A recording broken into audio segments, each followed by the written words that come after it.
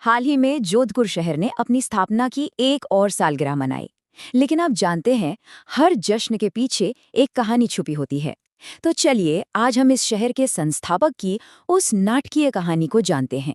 एक ऐसी कहानी जिसमें नुकसान है, लंबा संघर्ष है और आखिर में एक शानदार जीत भी। जी हाँ, राजस्थान की सूर्य नगरी कहे जाने वाले जोधपुर ने अभी अभी अपना 565वां स्थापना दिवस मनाया है। ये शहर आज भी अपने इतिहास और अपनी विरासत को बहुत खूबसूरती से संजोए हुए हैं और इसका स्थापना दिवस आज भी पूरे जोश के साथ मनाया जाता है। सोचिए, रन फॉर जोधपुर मैराथन में दौड़ता हुआ शहर, लोक कलाकारों की वो शानदार प्रस्तुतियां और फिर मेहरानगढ़ के किले में एक भव्य पुरस्कार समारोह। ये सब मिलकर शहर की संस्कृति और इसकी एकता की भावना का जश्न मनाते हैं। तो सवाल ये उठता है कि इस शानदार शहर की नींव आखिर रखी किसने थी और किन हालात में रखी गई थी। देखिए, ये कहानी सिर्फ एक शहर बसाने की नहीं है, बल्कि ये कहानी है एक खोए हुए राज्य को वापस पाने की और एक बिल्कुल नई विरासत बनाने की। तो हमारी कहानी की शुरुआत होती है 15वीं सदी के राजस्थान से। एक ऐसा दौर था जहां राजनीति में बड़ी उथल-पुथल मची हुई थी और वफादारी और विश्वासघात के बीच की लकीर बहुत धुंधली थी। चलिए जरा उस पल में चलते हैं जिसने एक नौजवान राजकुमार राव जोधा की जिंदगी को हमेशा के लिए बदल कर रख दिया। साल था 1438 और जगह की चित्तौड़ का वो मजबूत किला। किले की दीवारों से गाकर ये चेतावनी दी गई। ये कोई आम गीत नहीं था, ये राव जोधा के लिए एक सीक्रेट मैसेज था कि उनके पिता राव रणमल की हत्या हो चुकी है और अब उनकी अपनी जान भी खतरे में है। उन्हें फौरन भागना होगा। और बस उसी वक्त शुरू हुई जिंदगी और मौत की एक दौड़। जोधा अपने 700 वफादार घुड़सवारों के साथ अपनी मातृभूमि मारवाड़ की तरफ भागे, लेकिन मेवाड़ की सेना बदला लेने के लिए लगातार उनका पीछा कर रही थी। ये भागम भाग इतनी खतरनाक थी कि जब तक वो किसी सुरक्षित जगह पहुंचे, उनके साथ सिर्फ मुट्ठी भर सैनिक ही बचे थे। इस घटना के बाद संघर्ष का एक बहुत लंबा दौर शुरू हुआ।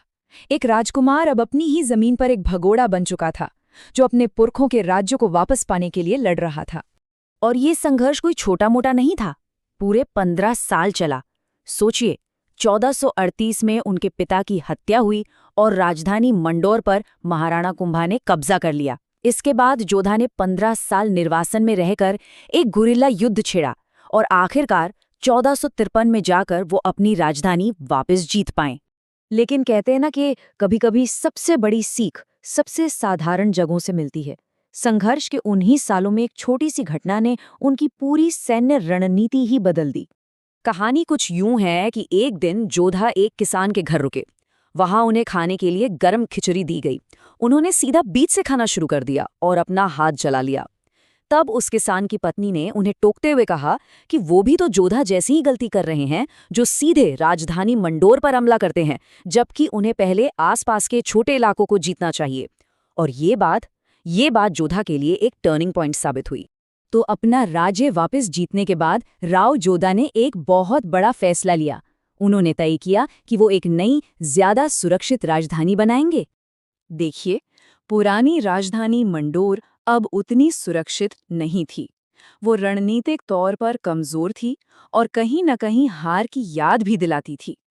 जोधा को एक नई जगह चाहिए थी, एक अभेद्य किला जो एक ऊंची पहाड़ी पर हो और जो उनके नए राज्य की शक्ति और सुरक्षा का प्रतीक बन सके।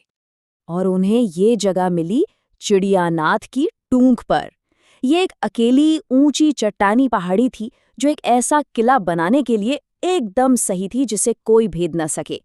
यहाँ से पूरे इलाके पर नजर रखी जा सकती थी। और फिर वो ऐतिहासिक दिन आया।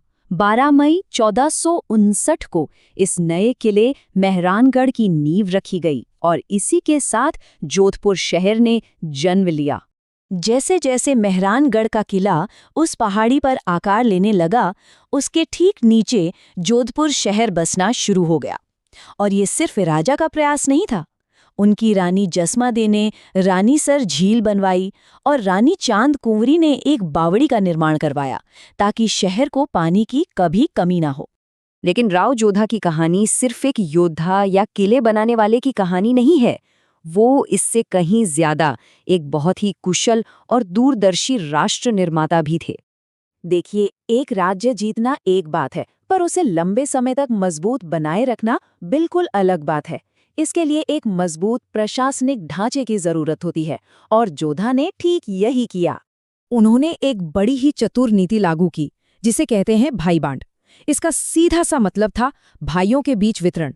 उन्होंने अपने भाइयों और बेटों को अलग अलग जागीरें दी, जिससे उनकी वफादारी भी पक्की हो गई और वो सब राज्य के प्रशासन का हिस्सा भी बन गए।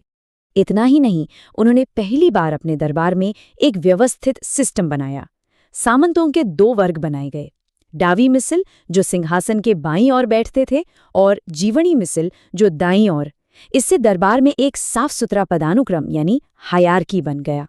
इस नई व्यवस्था का नतीजा ये हुआ कि शासक को बराबर वालों में प्रथम यानी फर्स्ट अमंग इक्वल्स माना जाने लगा।